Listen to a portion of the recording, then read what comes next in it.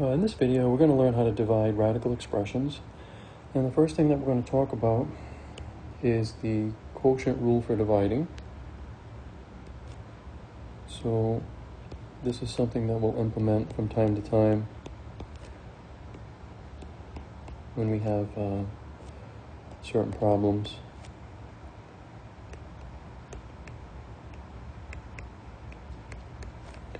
Okay, and basically, if you're taking the nth root of a fraction under a radical, that's equivalent to taking the nth root of the numerator and the denominator. Okay, you can write it as two separate radicals. Okay, and then we just got to make sure that the nth root of b cannot be 0, because you can't divide anything by 0. Okay? So that's one thing we want to keep in mind. And then another thing to keep in mind is if the denominator has a binomial with a radical index of 2, then we got to multiply the numerator and the denominator by the conjugate, which is the same number but opposite signs in the middle. So we can rationalize the denominator, which means it becomes a perfect nth root, and then we can take that nth root and we simplify the radical in the denominator. Okay? So just a couple things to keep in mind. So conjugates.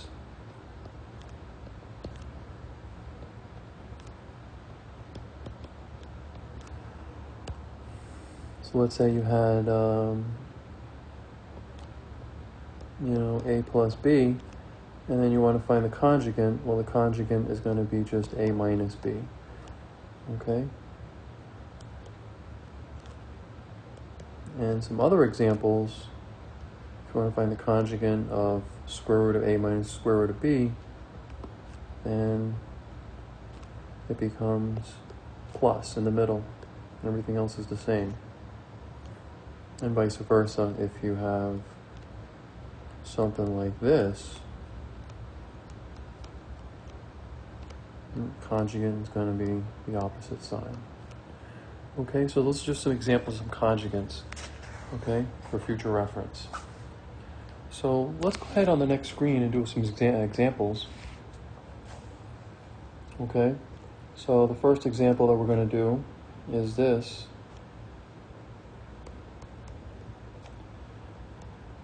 And remember, we can apply the quotient rule for dividing. Okay? And when we do that, we can write this as separate radicals and then go ahead and perform the square root of 9, which is going to be 3. Square root of 49 is 7. So the answer is going to be 7 for this one, okay?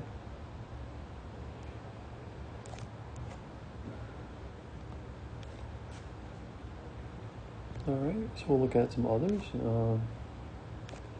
For this particular example, we notice that we can simplify the radical by the product of these two. You notice I'm picking 9 times 2 rather than 3 times 8, because 9 is a perfect radical, a perfect square. And we can take the square root of 9, which simplifies to 3 times the square root of 2 over 3. And then look at this, we can cancel terms. Okay, the 3 can cancel, and then we're just left with radical 2. The reason why we can cancel the 3 outside of the radical is because it's outside the radical, so it's kind of like a free agent, and then the denominator doesn't have a radical, so we can cancel those 3's outright and get square root of 2. Okay?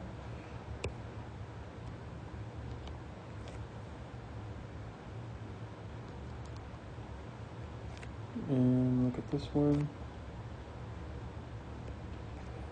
So here we're going to simplify the radical 54, which would be the product from 9 times the square root of 6, right? The radical 6 stays the same. Now remember, the square root of 9 is 3, And when we multiply that by the square root of 6, it's just 3 radical 6 over radical 6. And since the square root of 6's are identical, we can go ahead and cancel those. And then that would give me 3. Okay? So we don't have to rationalize the denominator in that case. We can save a step by just canceling the radical 6's outright. Okay, so let's do this example.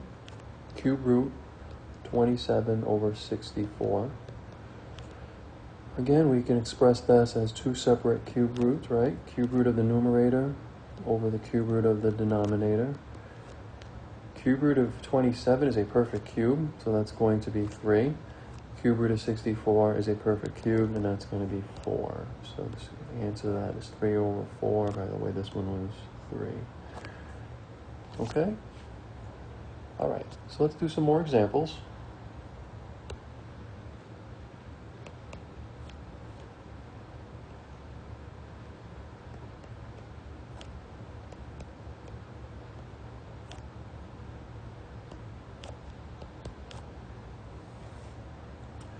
What we're going to do is we're going to simplify the numerator into separate radicals.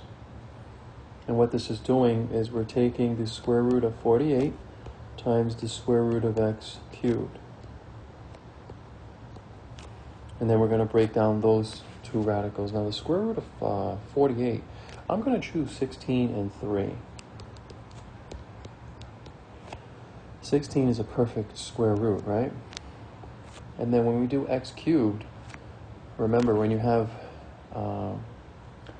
variables raised to odd exponents, we want to make them one exponent less. Oops.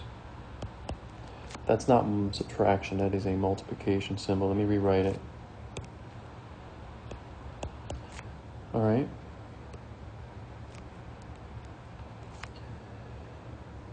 So since x to the third power is odd, we make it one less, and then we're able to get a perfect square. Okay? Square root of x squared is a perfect square.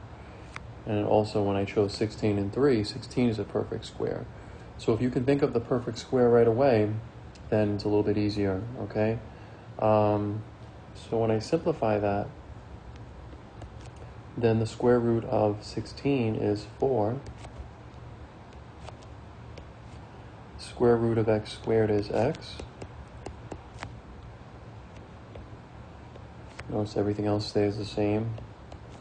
And then 4 times radical 3 is 4 radical 3.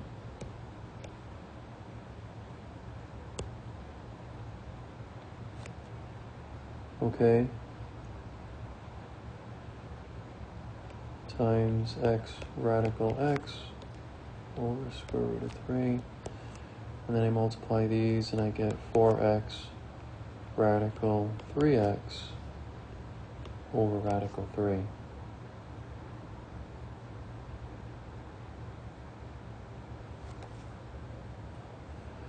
And actually, you know what I could have done to make this a lot easier?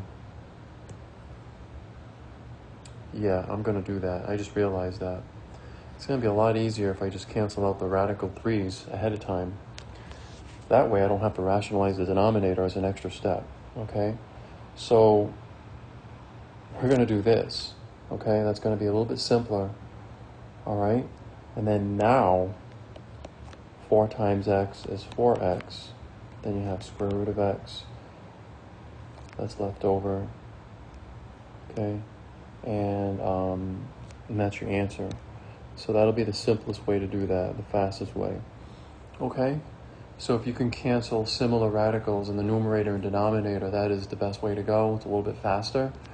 Okay? We will do some where we have to conjugate where we have to multiply by the conjugate rather. Okay? And so we'll do that in the next couple of examples. Maybe one more after this one. Okay, so let's do another one in the next slide.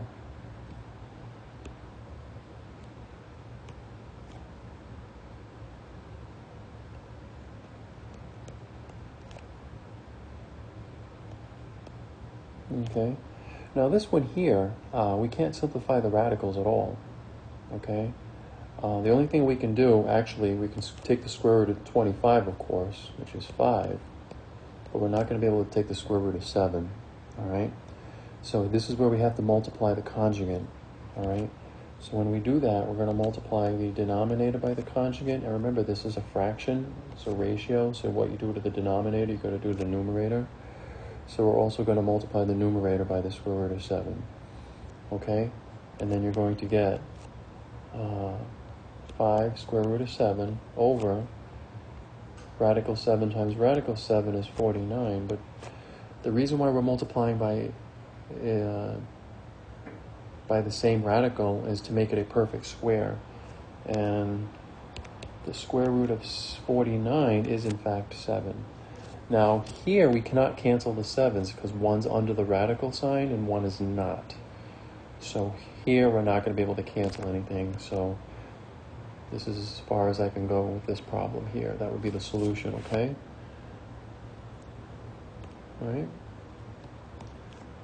Okay. What if I have this situation?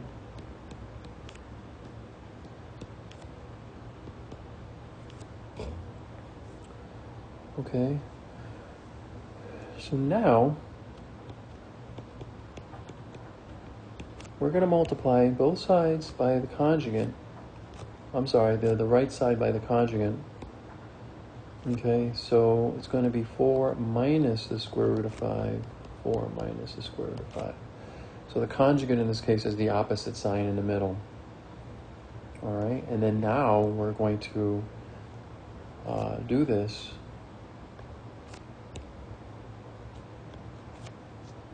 All right.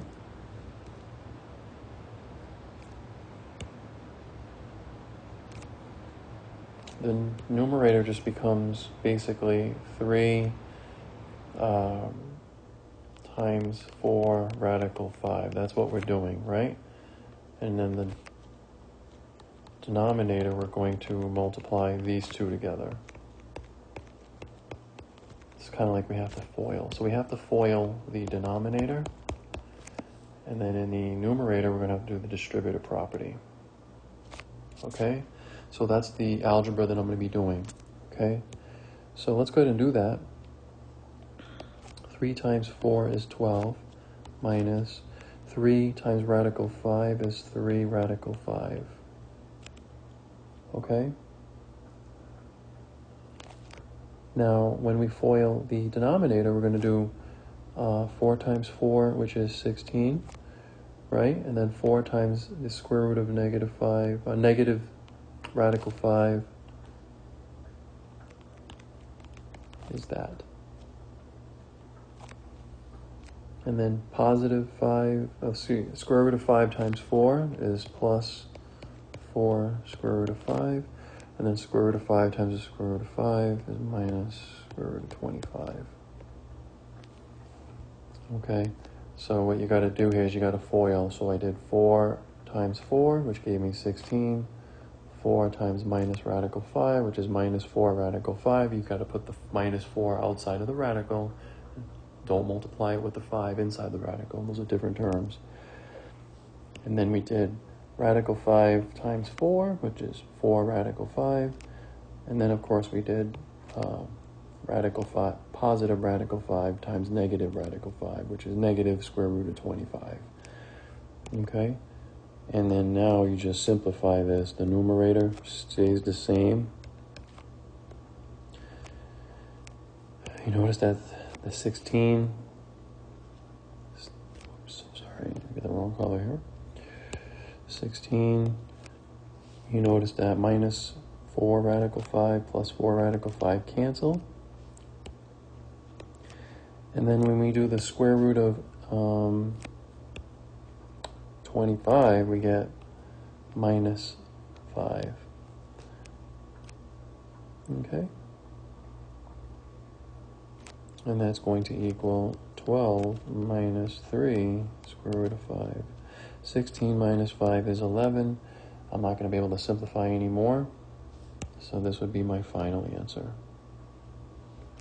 Okay, so it took a little work when you have to do the conjugate, okay? but the process, is pretty straightforward. You just have to be comfortable with foiling two binomials and watching out for the signs and just simple arithmetic and algebraic information to get your right answer. Okay. Let's practice another one with the conjugate. All right.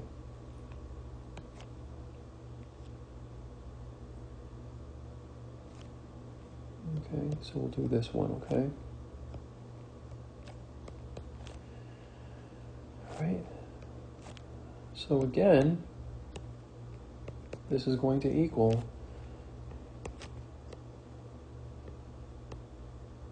we look at the sign in the denominator, and that's going to be, we have to multiply it by its opposite, which will be the conjugate, right?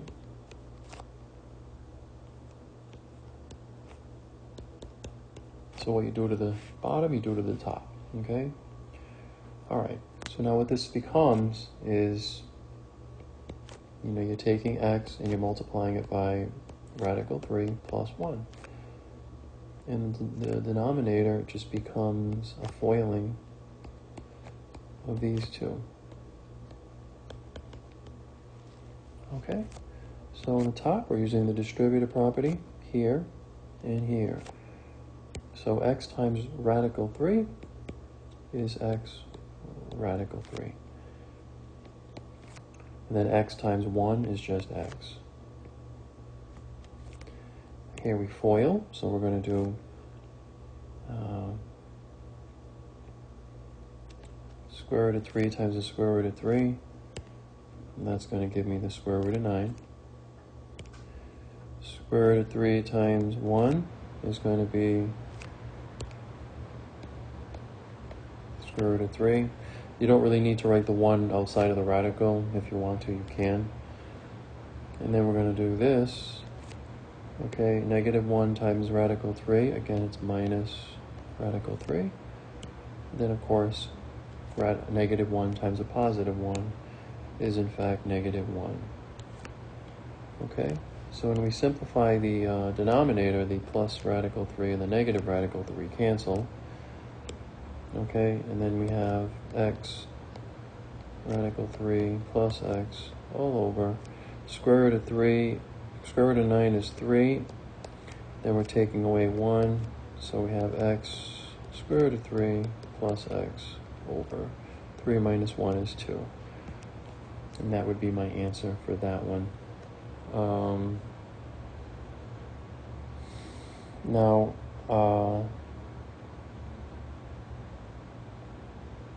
you can also express it like this. You can factor out the x in both terms, and then you'll have square root of 3. Wow, excuse me. That was really unreadable. Square root of 3 plus 1 over 2. Okay, so you can simplify it a little bit more by factoring out the x here and here. All right, and then that is as simplified as it gets for that one. Okay, let's do another example, one last one.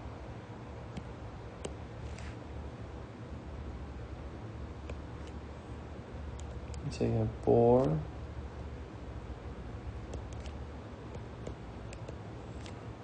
divided by square root of 5 minus the square root of 2.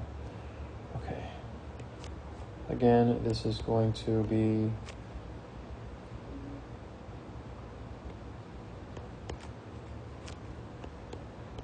we're going to have to multiply by the conjugate. So that's the square root of 5 plus the square root of 2. And we're going to times that by the same thing. And now we go ahead and do the algebra. So at the top we're going to use the distributive property, and in the numerator we're just going to FOIL these two binomials, okay?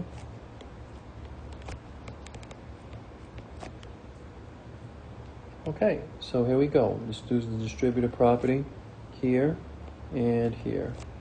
So 4 times radical 5 is 4 radical 5 plus 4 times radical 2 is 4 radical 2. And then we're going to FOIL radical 5 times radical 5, which is radical 25. Radical 5 times radical 2. It's going to be a plus radical 10. Just multiply the two numbers under the radical. And then we do these two. That's going to be minus radical 10. And then we do these two, which will be minus radical 4. You notice that these two terms cancel. And you have 4 radical 5 plus 4 radical 2 all over. Square root of 25 is 5. Square root of 4 is 2.